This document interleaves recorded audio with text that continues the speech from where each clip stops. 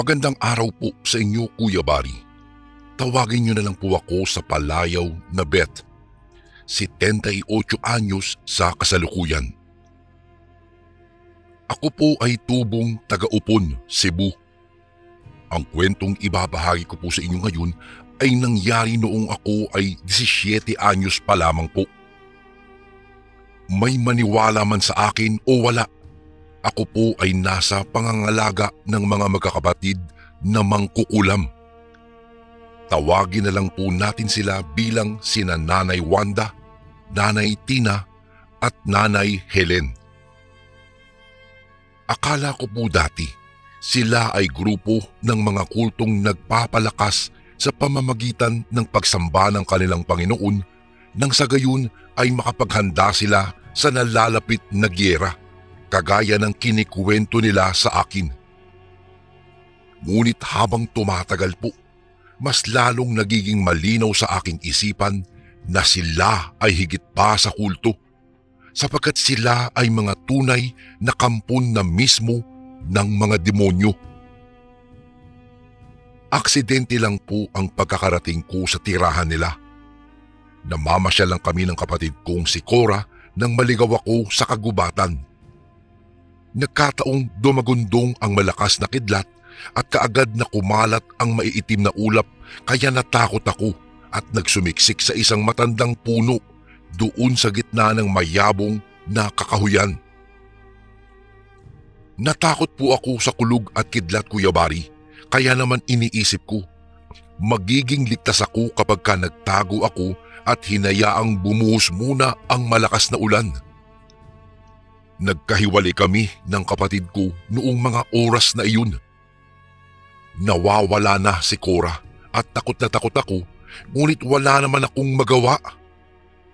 Basta't ang alam ko lang, hawak ko ang manikang bigay niya sa akin. Siyang kasama ko sa gabing madilim at malamig.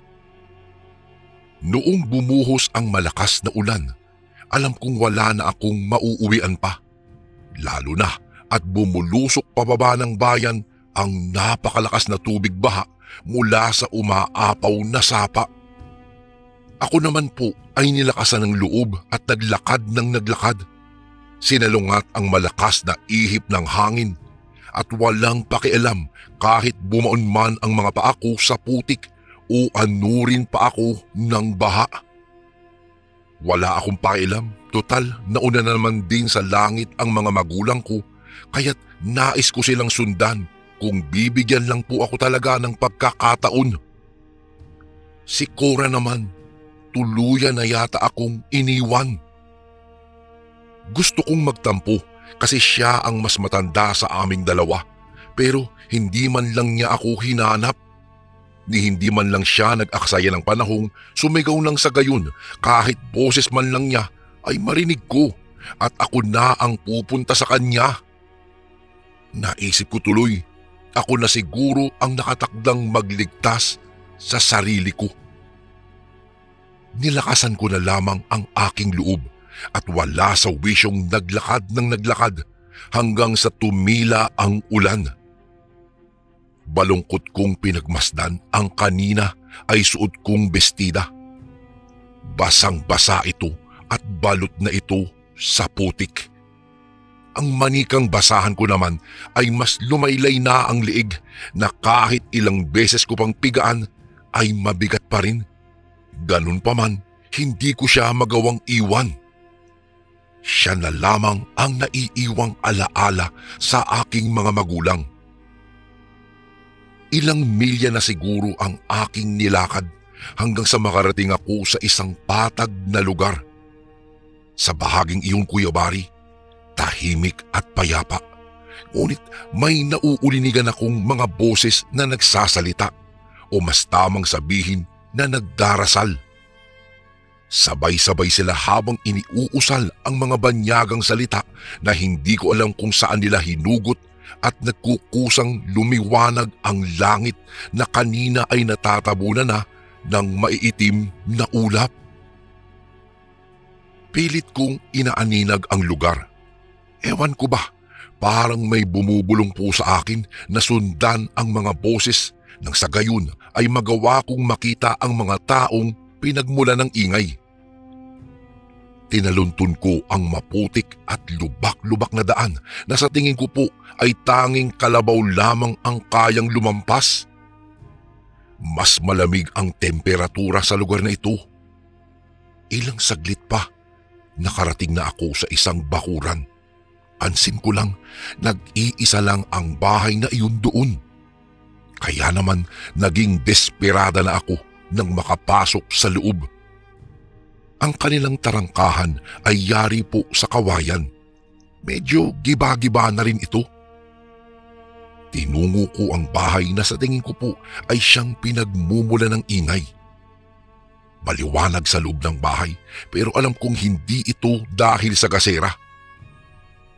Nang sumilip ako, nakita ko ang 3 babaeng parehong nakabistidang itim. May mahahabang buhok habang napapalibutan ng kulay itim na kandila.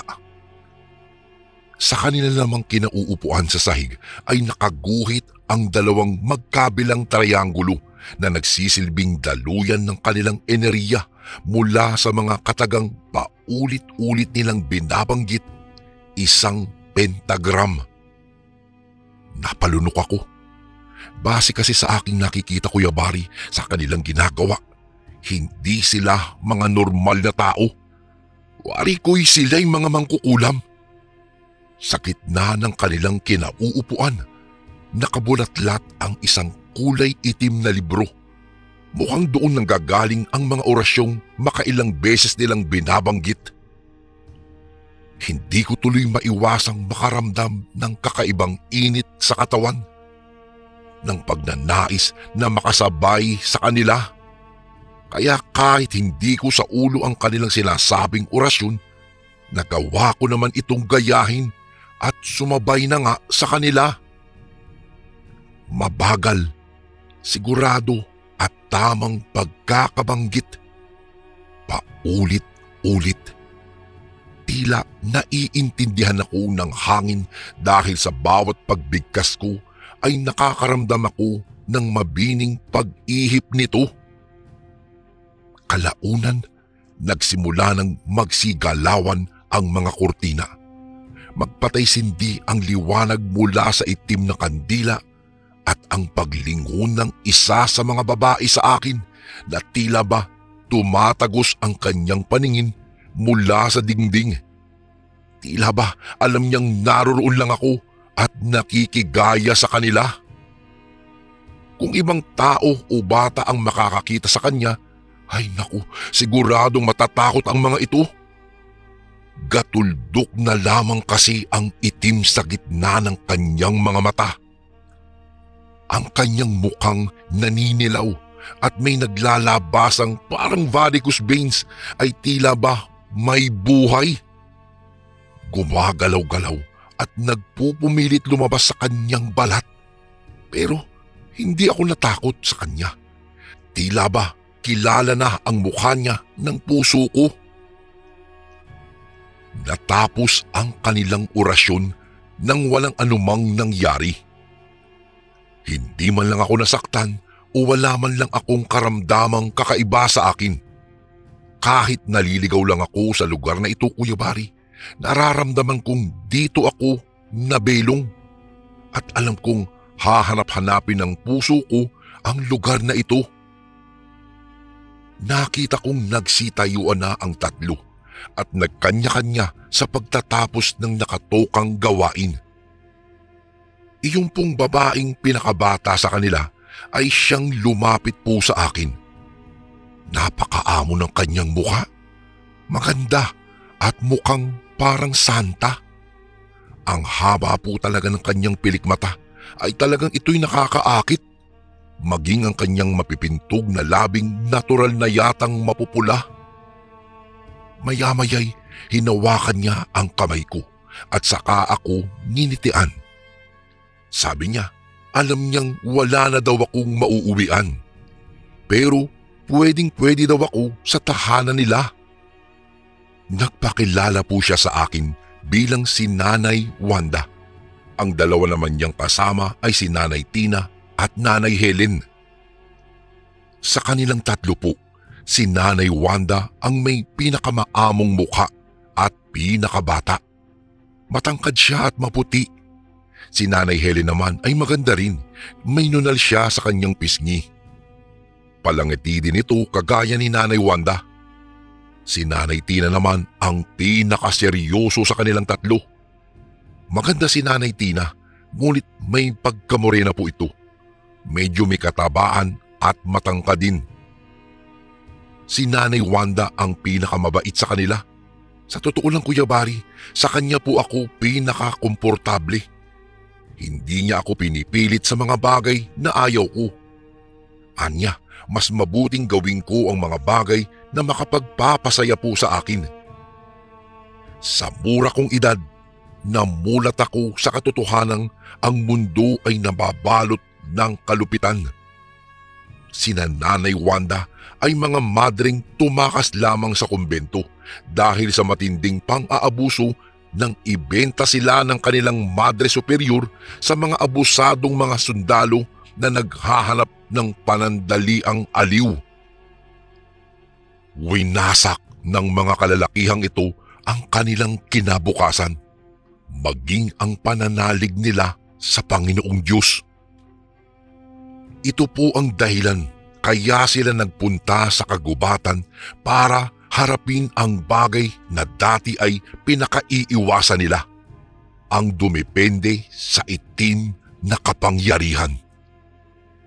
Saksi ako sa dami ng masasamang bagay na ginagawa ng tatlong magkakapatid. Hindi lang sila iilang beses na may hinuling mga ngaso sa kagubatan para ialay lamang sa kanilang hindi ko pa nakikitang anito. Maski ako ay tinuruan din ni Nanay Wanda kung papaano ba bumigkas ng tamang orasyon, kung papaano gawin ang isang ritual at kung papaano mangkulam. Minsan ko lang sinubukan ang aking kakayahan sa isang aso at kinilabutan po talaga ako sa nakita kong epekto. Nakakatakot. Naisip ko, hindi talaga ito dinedeserve ng aso ang sapitin ang ganoong sitwasyon. Kaya naman, kahit alam kong kina Nanay Wanda ako lumaki, pinilit ko pa rin wag maging kagaya nila. Alam kong ikalulungkot nila ang mga bagay na ginawa ko para sumuway, pero hindi ko talaga kasi kaya. Hindi ko kayang pumatay ng inosenteng tao. Isang araw, nangunguha kami ng panggatong ni Nanay Tina nang may maligaw na isang lasing na lalaki sa kagubatan. Nagsisigaw ito at wala siya sa sarili niya. Sa tingin ko po Kuya Bari, hiniwalayan ito ng kanyang kasintahan base sa mga salitang kanyang isinisigaw. Nagulat ako nang lumapit si Nanay Tina sa kanya. Umusal siya ng salita at sa isang iglap lamang naging sunod-sunura na ang lalaki sa kanya. Hindi talaga ako makapaniwala sa aking nasaksihan. Nang maglakad kami pauwi, hindi ako nakapagsalita nang makitang tila ba parang zombie na sumusunod din ang lalaki sa amin. Gamit ang kanyang orasyon ay nagagawa niyang utusan ang lalaki, kagaya ng paggawa nito ng panibagong altar at paghakot ng mga gamit para sa pag-aalay. Nag-aalay kami tuwing kabilugan po ng pulang buwan. Sa pagkakataong iyon, ko lang talaga masasaksihan ang pinaggagawa nila dahil nung una, pinapatulog nila ako ng maaga at hindi na hinahayaang makita pa ang paraan ng kanilang pagsasagawa ng mga ritual. Nakita ko nang lapitan ni Nanay Helen ang lalaki. Inorasyonan niya ito kaya humiga ang estranghero sa batong higaan kung saan naroroon ang altar. Katulad ng mga naunang ginagawa nila, napapasunod nila ang lalaki sa bawat katagang binibitiwan nila sa pamamagitan ng hipnotismo. Kusang humiga ang lalaki at pumikit na tila ba mahimbing na natutulog. Sina Nanay Wanda, Nanay Helen at Nanay Tina naman ay pumwesto na sa harapan ng altar kung nasaan ang kanilang panibagong ginuhit na bituin at may nakasinding kandila. Sabay-sabay silang umusal ng mga ritual at hinayaang lamunin ng kanilang kapangyarihan ang mga salita. Napaatras ako nang makitang humangin ng malakas. Ang mga punong kahoy po ay biglang umalog at hinahampas ng hangin ang bawat sanga. Makalipas ang ilang ulit na pagdarasal nila, naggulat na lang ako nang bumangon ang lalaking estranghero. Tila ba nawawala sa sarili at kulay puti na ang lahat ng kanyang mga mata. Hawak niya ang isang punyal at umuungol na naglakad palapit sa 3 babae. Pumagitna at tumingala sa buwan. Dito ko na napansin na ang kanyang mga mata ay nahawaan ng pagkapula. Nang humarap siya sa 3 mangkukulam, mabalasik na ang kanyang mukha. Kagaya ni Nanay Wanda, nagsasalita na din ng mga banyagang kataga ang lalaking ito at habang ginagawa iyon ay dahan-dahan niyang hinihiwa ang kanyang sarili. Nakita ko ang pagsirit ng sariwa at pulang likido mula sa kanyang sugat na ikinatras ko.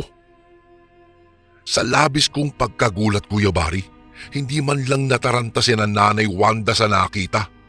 Bagkus ay nagkukumahog pa silang sinalo ang likido at hinayaang mapaligo sa kanilang buong katawan.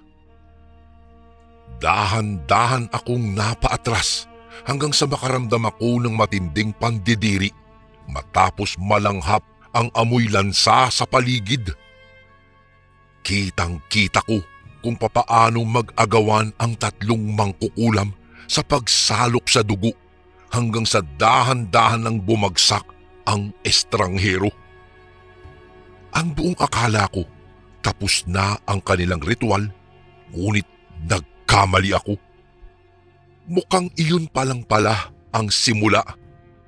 Hindi na ako nakapagsalita pa nang makitang dinampot ni Nanay Tina ang punyal at tinastas ang balat ng estranghero sa dibdib. Nanlaki na lang ang aking mga mata at nagulat nang makitang nagsipang hulugan ang kanyang mga lamang loob. Imbis na mahindik ay pinag-agawan pa ito ng 3 babae. Walang sino man ang nais na hindi maangkin ng kahit na maliit na parte mula sa kanilang biniktima. Kinain nila ang mga lamang loob. Pinagsawaan lantakan hanggang sa damhin pa nila ang pagkasariwa nito. Maya-maya pa, napamulagat na lamang ako nang makita ang pagbabago ng kanilang mga mukha. Tila nawala ang kulubot. Biglang bumata ang kanilang mga hitsura. Kuminis at mas lalong gumanda pa. Ayon kay Nanay Wanda, iyon ang regalo ng kanilang Panginoong sinasamba nila, ang kabayaran ng lahat ng pagsasakripisyo nila. Isang premyo ng kanilang katapatan, walang hanggang kabataan. Ibig sabihin, walang katapusan din ang buhay na tataglayin nila, kagaya ng isang immortal. Kaya naman, kahit natatakot po ako sa natuklasan ko tungkol sa kanila, hindi ko magawang ipagsabi kahit kanino ang mga bagay na aking nakikita. Lalo na at isa si Nanay Wanda sa nag-uudyok sa akin na mag-ensayo at kailangang matutunan ang kapangyarihang itim. Aminado po akong hindi ko kaya ang mga pinaggagawa nila. Kaya para makaiwas, nagpupunta ako sa bayan at nagdadahilan na marami ng mga gamit sa bahay na kailangan bilhin. Katulad na lang ngayon, nagpunta po ako sa bayan, dala ang may kalakihang basket para lalagyan ng aking mga pinamili. May kalayuan ng bayan sa aming tahanan, Kuya Bari, ngunit habang tumatagal ay nagiging kabisado ko na rin ito. Hindi ko na nakakalimutan ang tungkol sa pasikot-sikot. Hindi kagaya po noon, nawawala pa ako. Abala ako sa pamimili ng mga rekados, karne, gulay at isda. Ito naman ang magsisilbing konsumo namin sa loob ng isang linggo. Nasa tindahan ako ng isda nang marinig ang usapan ng mga taong naroroon. Ito ay tungkol sa kaibigan nilang mga ngaso na basta na lang daw nawala sa kagubatan at hindi na natagpuan pa. Hindi lang iyon, naging sunod-sunod ang pagkawala na sa totoo lang ay nagpaalarma na sa akin. Bakit hindi ako maaalarma? Kilala ko ang mga tao at batang hinahanap nila. Ang mga biniktima ni Nanay Wanda, ang mga taong naging alay ng kanilang ritual para sa pangkukulam. Sabi pa nga ng isa sa mga ginang na sa pagkakatanda ko po ay Aling Bebang ang pangalan, kailangan na daw nilang ilapit ang suliraning ito kay Kapedring, ang pinakamagaling na albularyo ng bayan. May nagtanong kung bakit kakailanganing si Mang Pedring, ngunit nanlamig ako nang may magsalita mula sa kumpulan at sinabing mukhang may kinalaman ang tatlong magkakapatid na mangkukulam sa nangyayari sa kanilang mga kababayan. Halos hindi na ako humarap sa kanila sa takot na makilala nila ako. Natatandaan nga nila si Nanay Wanda. Ako pa kaya? Paano na lang kapag tinutuon na ng mga tao ang gagawin nilang pag-atake? Binilisan ko ang paghakbang hanggang sa makauwi ako sa aming tahanan. Si Nanay Tina at ang dalawa pa ay labis na nagtaka kung ano daw ba ang nangyayari sa akin. Gusto ko sanang ilihim sa kanila ang binabalak ng mga taong bayan, ngunit nag-alala ako. Kahit ganito ako, ay kinupkup ako ni Nanay Wanda at malaki talaga ang utang na loob ko sa kanila. Minahal nila ako at inaruga katulad ng isang tunay na anak, kaya hindi ko sila pwedeng pabayaan. Kasi hodang masama ang mga bagay na ginagawa nila. Kaya naman, sinabi ko sa kanila kung ano ang natuklasan ko. Nagkatinginan sina Nanay Wanda, Nanay Tina at Nanay Helen sa isa't isa. Pagkuway, mainit akong niyakap. Hindi raw sila nagkamali sa pagpili sa akin. Nagtataka man, hindi ko na sila pinansin pa. Naging abala na kami pagsapit ng gabi. Kaya pala, dahil darating ang mga taong aatake sa amin. Sa labis kong gulat, pinaalis ako ng tatlo at sinabing ingatan daw ang kanilang mga kagamitan. Ako na daw ang susunod na magmamana nito. Tumanggi man ako ay wala akong nagawa. Nagsalita sila ng sabay-sabay at kusang lumakad ang aking mga paa.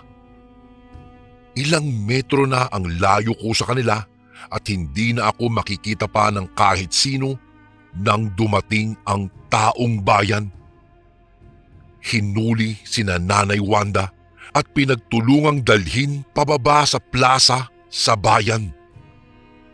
Ako man ay kabadong sinundan sila. Nakikita ko na nilalatigo nila ang magkakapatid na mangkukulam hanggang sa makarating kami sa bayan. Gusto kong umatungal, Tulungan sila at alisin sa kinalalagyan nila ngayon, ngunit alam kong delikado. Wala na akong ibang nagawa pa kung hindi lihim silang pinagmasdan na lamang. Pinwesto nila sa gitnang bahagi ng plaza at hinayaang saktan ng taong bayan. Napakaraming masasakit na salita at mabibigat na bagay ang ibinabato sa kanila. Naging sugatan ang 3 kong nanay-nanayan na hindi ko man lang magawang lapitan. Malungkot na umusal ako ng mga salitang ako lamang ang tanging nakakaintindi nang makita kong may isang lalaking katandaan na at nakasuot ng kulay pulang panyo sa kanyang ulo. Ang kanyang buhok ay purong puti na. Sa hula ko siguro ay nasa edad 88 na ito. Sumikdo ang aking dibdib nang makita siya. Kay tagal ng panahon na, bakit hindi nila ako hinanap? Ang matandang lalaki ay simple lamang kung manamit. Tila isa lang siyang magsasaka, pero ang kanyang suot na kwintas ay kakaiba. Tila ba kinatatakutan ni Nanay Wanda? Nagsalita ng iilang katagang banyaga si Nanay Tina at nag-iba ang kulay ng kanyang mga mata. Sumabay din ang lakas ng ihip ng hangin at pagtitipon-tipon ng kulay abuhing mga ulap para takpan ang buwan. Ilang saglit pa, tila sinaniban ang 3 mangkukulam na nagkulay puti na lamang ang mga mata at naglaho ang mga eyeballs. Ang kanilang buhok ay hinawi at ginulo ng hangin. Ganun pa man, hindi sila natinag at nagpatuloy pa din sa pag-uusal ng mga ritual. Nahindik ako nang makitang umangat sa hangin ang albularyo.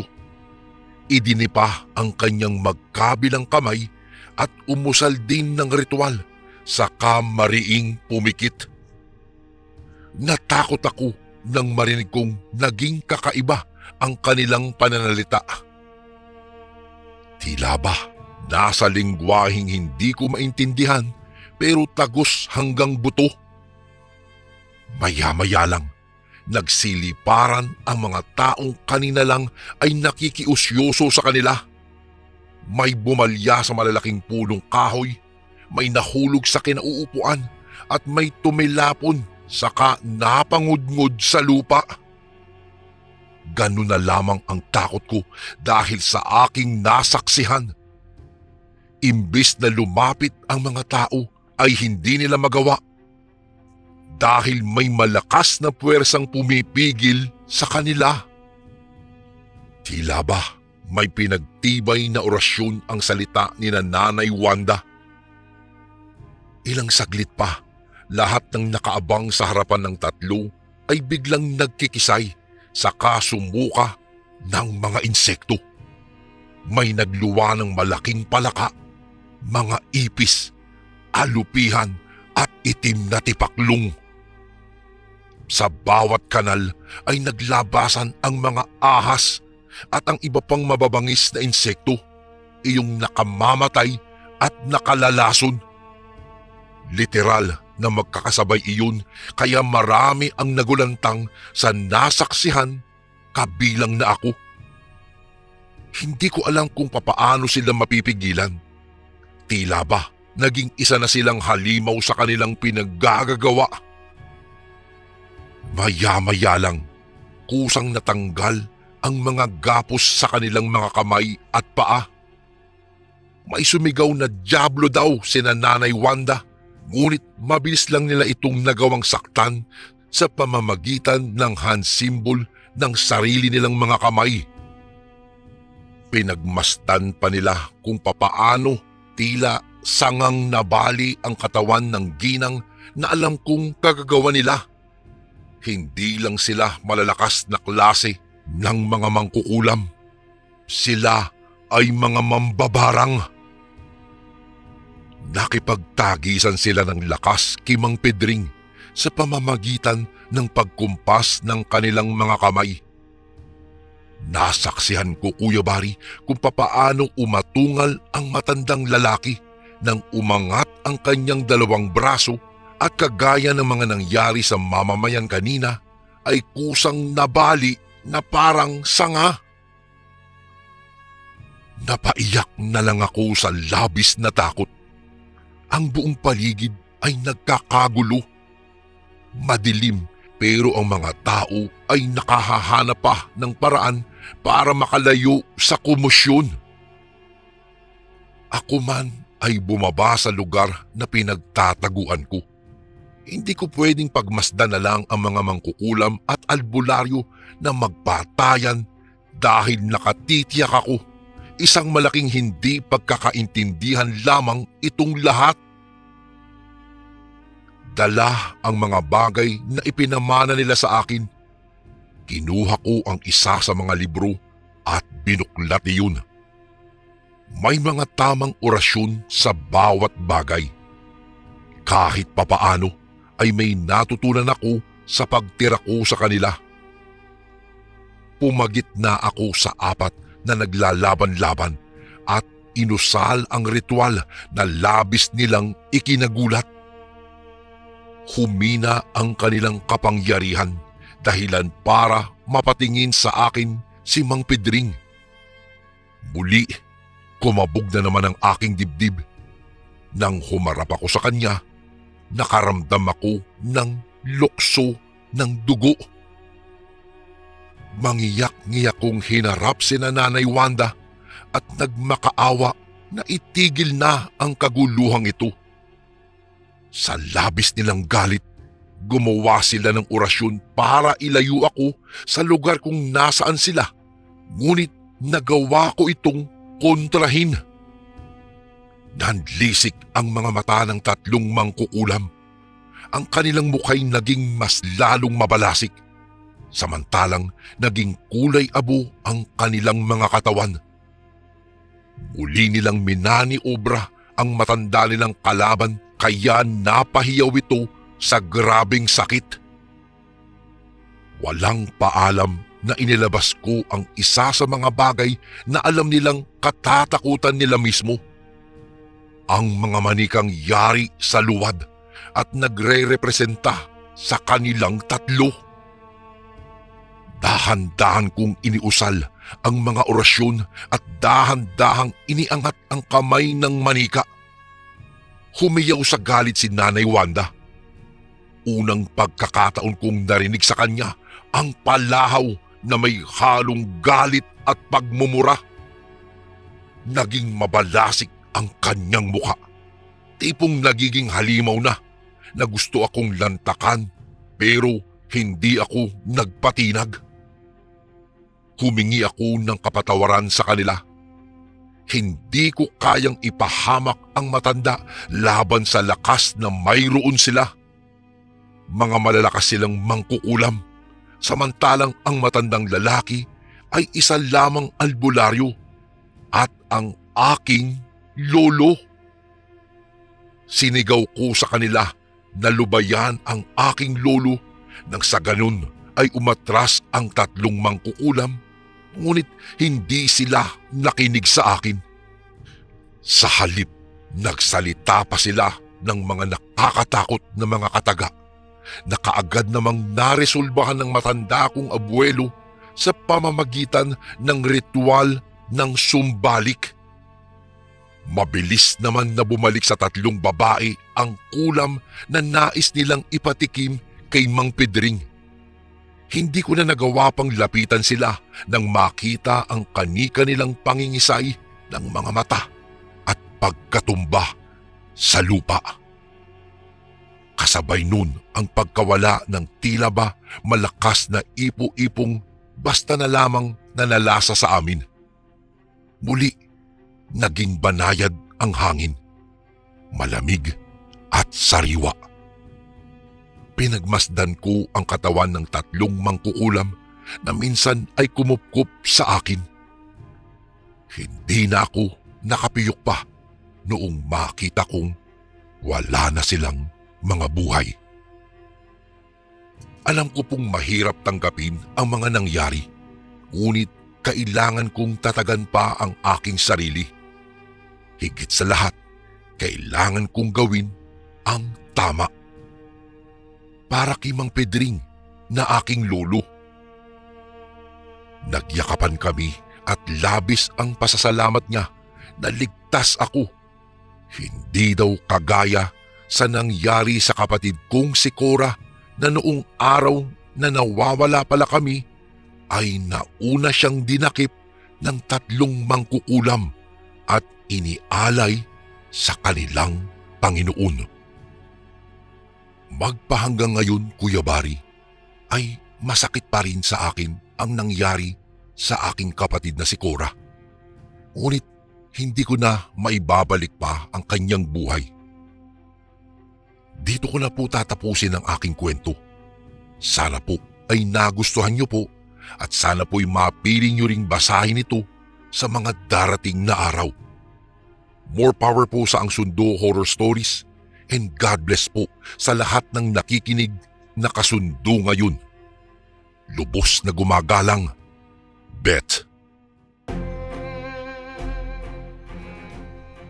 And again, maraming salamat po mga kasundo. Don't forget to subscribe and i-click nyo lang po yung bell na button para updated po kayo sa mga upcoming videos namin na paparating. Maraming salamat po ulit. God bless and ingat po lagi dyan. Ito po si Kuya Bari at ako ang Sundo.